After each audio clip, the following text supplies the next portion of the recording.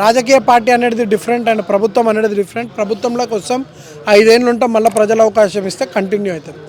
మీరు అది మర్చిపోయి కాంగ్రెస్ ఏదో రాజరిక పోకడలలాగా గతంలో కాంగ్రెస్ ఇక్కడ పరిపాలించినప్పుడు ఇంటర్నేషనల్ ఎయిర్పోర్ట్కి రాజీవ్ గాంధీ పేరు పెట్టారు. కేసీఆర్ గారు వచ్చినప్పుడు దాని మార్పులు చేర్పులు చేయలే. అదే రాజీవ్ గారి పేరు మీద ఆరోగ్యశ్రీ ఉండే, రాజీవ్ ఆరోగ్యశ్రీ ఉండే, దాన్ని కూడా పేర్లు మార్చలేం. కానీ కేసీఆర్ గారు 10 ఏళ్ళు పరిపాలించినప్పుడు ఎక్కడ కూడా తన పేరుని పెట్టుకోలేదు.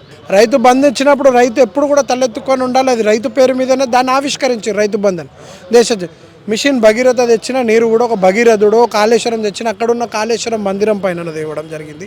కళ్యాణ లక్ష్మి తెచ్చినప్పుడు కూడా అక్కడ ఒక లక్ష్మీ కళ్యాణం అనే విధంగా ఆలోచించి వాళ్ళు చర్చించి ఆ పేరు పెట్టడం జరిగింది. ఇలా ఎన్నో పథకాలకు మనం చెప్పుకుంటూ పోతే కంటి వెలుగు తెచ్చినా కూడా కంటికి వెలుగుకి సంబంధమైన పేర్లు తెచ్చారు. కానీ ఇక్కడ కేసీఆర్ గారి పేరు ఎక్కడ కూడా వాడుకోలేదు. ఇన్ని గొప్ప పథకాలు తెలంగాణ రచించినా కూడా, కానీ ఈరోజు ఎక్కడ యూనివర్సిటీకి పోయినా లేకపోతే ఏ పథకాన్ని రచించినా ఈరోజు బతుకమ్మ చీర అనేది భారతదేశ చరిత్రలోనే కేవలం బతుకమ్మ. అదే చెప్తున్నా నేను. అన్నపూర్ణ అని ఒక దేవత పేరు పెట్టుకున్నాం మనం 5 రూపాయల భోజనంకి. అన్నపూర్ణ దేవత, ఆ దేవత పేరు తెచ్చి ఇంద్రమ్మ ఏమన్నా దేవతనా? ఈ రాష్ట్రానికి ఏం మోరుగా తీసిందామె?